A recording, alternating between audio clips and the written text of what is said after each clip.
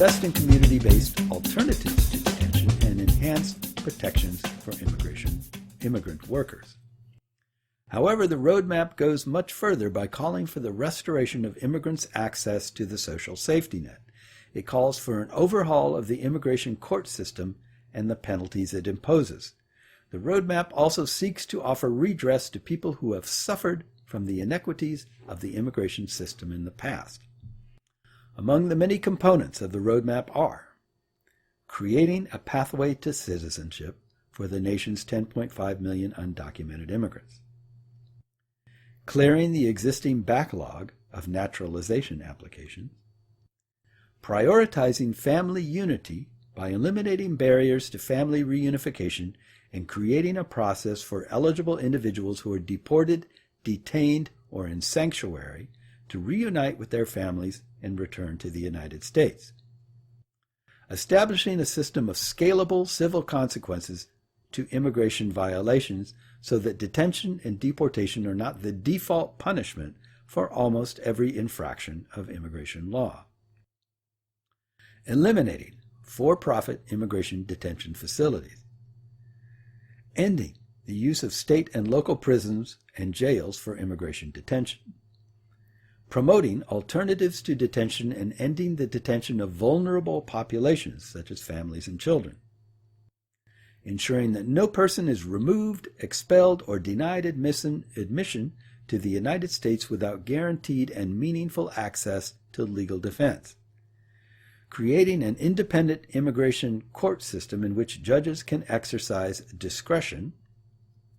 Reinventing border policies by reversing the flow of money into harmful border walls, barriers, and virtual walls that militarize the border and violate civil rights and liberties.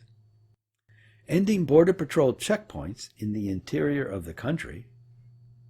That's a given. Ensuring that all people who are recruited to meet verifiable labor market needs are able to change employers, bring and live with their families, and earn a roadmap to citizenship. Ensuring immigrants access to health care and housing, and creating a truth and reconciliation process to provide justice to those who have suffered under an inequitable and inhumane system for decades. The roadmap is co-sponsored by Representatives Jesus Chuy Garcia, Veronica Escobar, Alexandria Ocasio-Cortez, Judy Chu, and Yvette Clarke. Both the roadmap and the incoming Biden administration have committed to going further than the Obama administration in retooling the immigration system. However, the roadmap is far more expansive than Biden's proposals. It remains to be seen how much of the roadmap the Biden administration will be willing and able to embrace. So,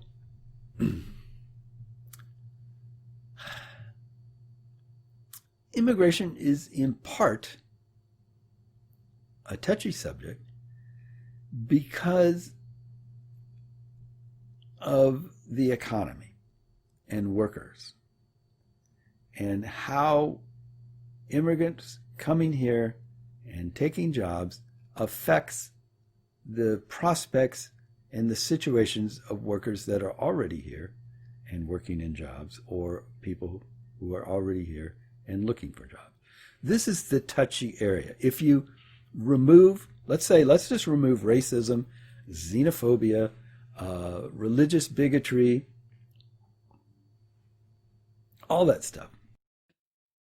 White supremacists who are worried that immigrants will dilute the power of white people or the importance of white people. All those things that are embraced by anti-immigrationists, either tacitly or directly, or even unconsciously. Let's forget about all that stuff. Let's pretend, for the sake of argument, that immigrants coming here they all look like us. However you look, whatever language you speak, religion you embrace, all those things. Let's pretend, each of us, that all the immigrants coming here are pretty much exactly like you. They're just from somewhere else. So then we can look at this roadmap of immigration in a different way because it looks different. And we can think about immigration in a different way because then it becomes a matter of like, well, how easy or difficult is it to accommodate new people who are coming here? Like, what are the problems associated with accommodating new people who come here? And what are the benefits to those of us that are already here, to everybody, combined? The difficulties tend to be around a lot of immigrants take entry-level service-type jobs because that's all that's available to them. Now, this is partly due to the immigration system itself. And one of the inequities in it is the transfer of professional qualifications from, something acquired in a different country, from universities that are not accredited here, and things like that. So there are people coming here with all sorts of skills that would be useful, but their license, their professional, it's difficult for them to get professional licenses to practice those skills here because they would have to do further education or do different things to make their qualifications in their home country something that is accepted or recognized here in the United States. So that adds to the number of people that are taking these entry-level type service jobs that wouldn't necessarily be competing for those jobs if this problem with accreditation and recognition of, documents from your original country was ironed out in some way. That is not addressed in this roadmap, but it is something that is a problem with our immigration system because it adds a number of people to the groups of people who are looking to get these kinds of entry-level and or service jobs, and some of them being vastly overqualified and very well educated.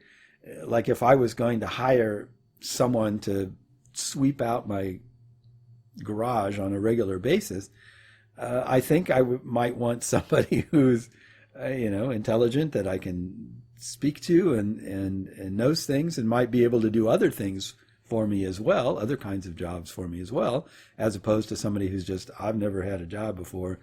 I don't know, but if you show me how to do it, I can do it. So some of these jobs are being taken by people that really should be having different kinds of jobs. But you can get them cheaply and you can get them to do these entry-level jobs. So it's like, hey, why not? So that does create some kind of pressures or competition with the existing folks who are born here and who might be looking for jobs.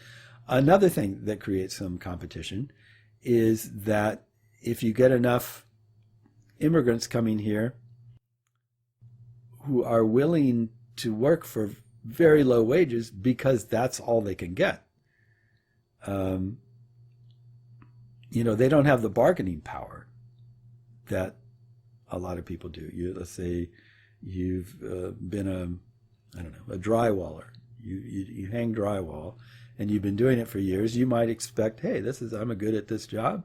I want $25 an hour or $35 an hour or whatever you get to do this. And then you get somebody who's equally experienced but comes from another country and maybe lacks documentation or lacks any number of things, who's like really hungry to get a job. And they might say, well, I've been doing drywall for 25 years, but I'll do it for $10 an hour because I really need the work. That does create some conflict as well. So these are actual problems that exist when you allow large numbers of people from other places to come and settle here. There are situations, there are types of work that you create some kind of pressure between folks that are here who want to do these jobs and folks that are coming from somewhere else who are also wanting to do these kinds of jobs. So these are problems that exist. They're not insurmountable. They're not a deal breaker. They're not a reason to keep people out of the country or anything like that. They are just problems that exist. And they tend to exist in certain areas. Immigrants will come in to places that they've heard of. So they'll go to New York as opposed to Clinton, Illinois. It's like, who even knows where that is if you're from another country? But you know where Chicago is, or you know about Chicago. So you might go to Chicago. You might go to New York. You might go to a bigger city, or you might go to places near the border where it's, right there. You're just making a small step.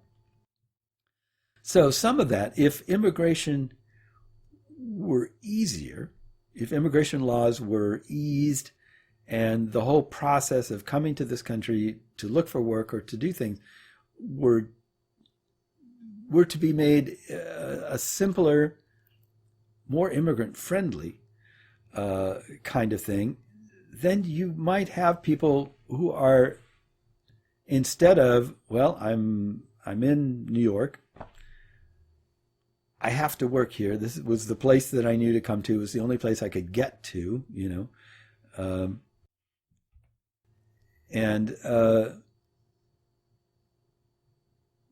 sorry. The lights went out for a second here. My screensaver, if I'm not doing something online, the screensaver will turn off, and it just turned off on me, and it broke my train of thought. But what I was trying to say is that if it were easier to get here, and there was less pushback for people coming here, then you might have people in, say, Clinton, Illinois, which I just use as an example, or Decatur, or someplace like that saying, hey, come here. We're kind of, things are slow. We need people. We need to revitalize this town. So we're looking for folks.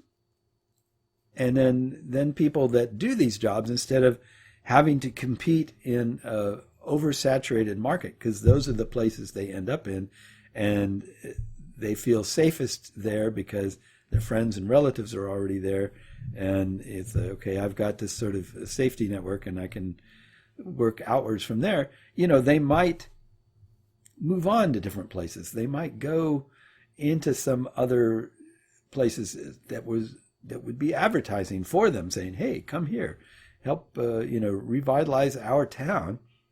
And there would not be that kind of pressure. So a lot of the problems that do exist because of the situation that our immigration system creates for the people that come here, either with documentation or not. So it's a very tangled and convoluted setup, and it's not easy. But my main point is to think about this in terms of, like, let's pretend that these are people that look and act and think a lot like me. And then see how you feel about some of these things on the roadmap. Like some of this, eliminating for-profit immigration detention facilities, well, that's a given. For one thing, we should not have for-profit prisons of any sort or any kind of detention facilities, because that creates a market. We need people to fill up our facilities. So let's come up with more laws for people to break so that we can put people in our facilities so we can make money. You have this lobby of groups that want to cash in on the detention of other people.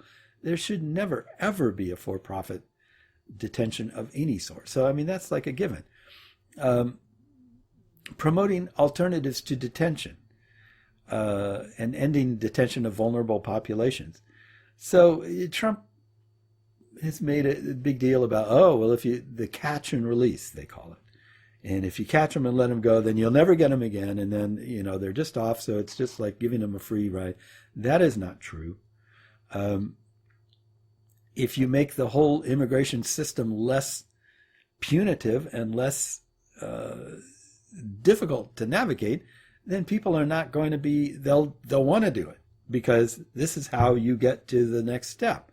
I want to participate in this process because this process allows me to do the next step in my search for a place to live or a home that I can call my own or whatever. So, fixing the one solves the other.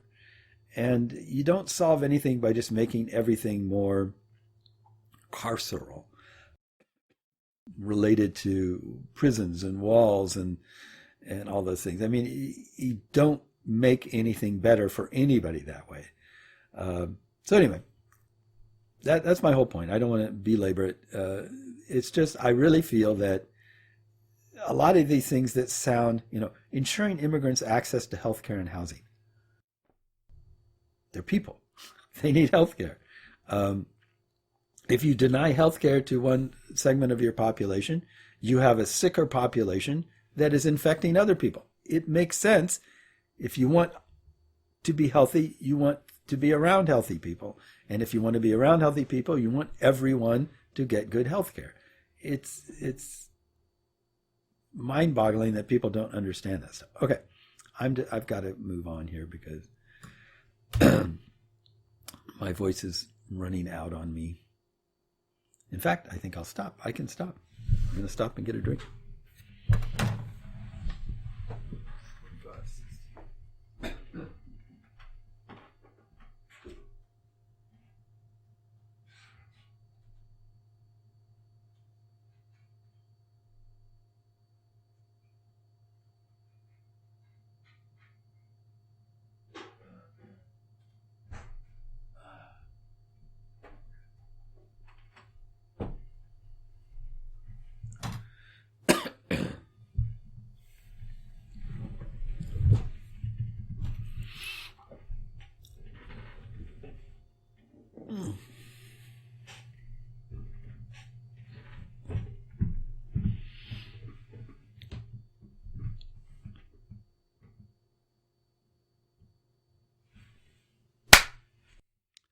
Okay, let's move on now. The next article is entitled "The Road to Fix America's Broken Immigration System Begins Abroad." Interesting. Being an immigrant in the United States for the past few years has been difficult, to say the least.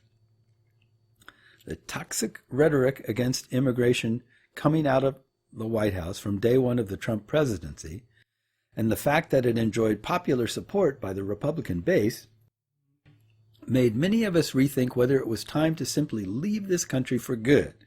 Perhaps the most salient feature of Trump's legacy was that he and his policies put in doubt whether America will continue to hold on to its self-proclaimed title of country of immigrants.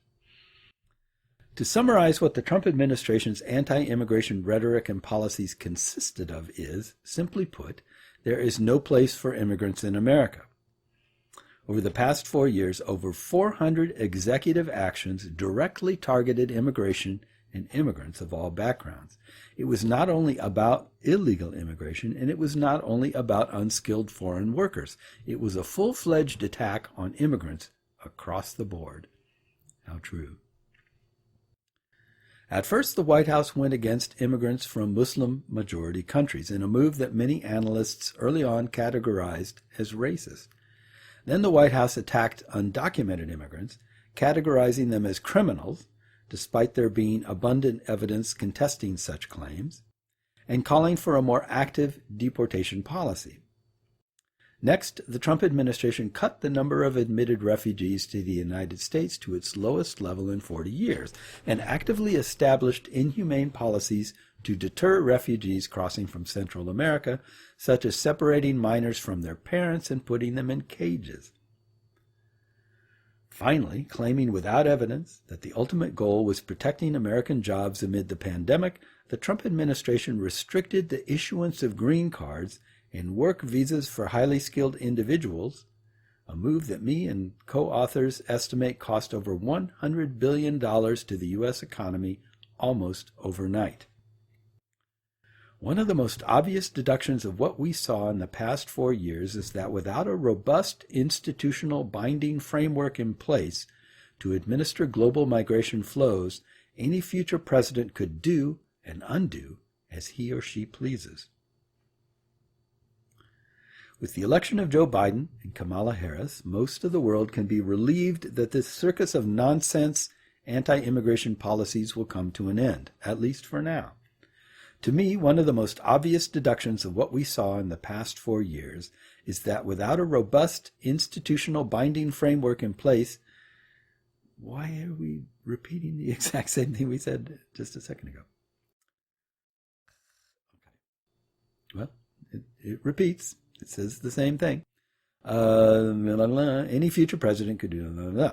The truth is that there is too much at stake to let that happen. Not only the livelihoods of about 250 million immigrants in the world, 50 million of them in America, but also the well-being of the global economy that partly relies on the hardworking and entrepreneurial spirit of immigrants wherever they are. With the likely scenario of a Republican-controlled Senate, a divided government will make it nearly impossible for the incoming Biden-Harris administration to pass comprehensive immigration reform of the sort that the U.S. needs. For instance, offering a practical and a just path to citizenship to millions of undocumented immigrants, including dreamers, is a win-win policy. By eliminating once and for all the uncertainty of an imminent deportation, these immigrants will be more likely to make long-term investments in their children's education, their communities, and their businesses. In addition, the government must get rid of the arbitrary yearly limit of 65,000 H-1B visas for high-skilled foreign workers, or at the very least, it must allow for the cap to increase along with the demand for skills. A similar case can be made about limits to refugee admissions. Ongoing unresolved conflicts and climate change will likely continue to push entire communities to flee their homes in search of refuge somewhere else. Furthermore, reforms such as offering permanent residence or a path to citizenship to foreign students who complete graduate school in the U.S. would also be a smart policy. But realistically, we are unlikely to see an ambitious domestic agenda on comprehensive migration reform in the next 4 years. Hence, it makes sense for the incoming administration to put efforts into the international arena where, without the need for congressional involvement, important steps can be made to construct an ambitious and robust global governance apparatus for international migration, which could serve as an important stepping stone for a domestic comprehensive migration reform down the road. In this context, the very first action item for the Biden-Harris administration is to rejoin the United Nations Global Compacts for Migration and for Refugees, which, despite being not much more than a multi-country declaration, under the right leadership it can serve as the basis for establishing a system of global governance with practical policies to administer migration flows. For instance, expanding bilateral or multilateral agreements to include global skill partnerships so that immigrants can receive training before moving to better satisfy the demand for certain skills in their future destinations, or establishing an international rules system to govern refugee resettlement using market-like mechanisms, to name a couple. These practical global or regional agreements inspired by the global compacts could be the basis for a robust and comprehensive institutional framework to govern international migration, such as what we currently have for global trade, for example, embodied in the World Trade Organization. If there's something we've learned during the global pandemic, it is that in order to better deal with the challenges ahead, we need more, not less, global governance and cooperation. This is even more relevant when it comes to immigration, a global flow that will continue to grow. Thus, if the U.S. cannot fix its immigration system at home, it must again lead the way to bring the world together on designing and putting forward the best policies to let immigrants, wherever they are and wherever they come from, achieve their full potential. And for that, the work begins abroad.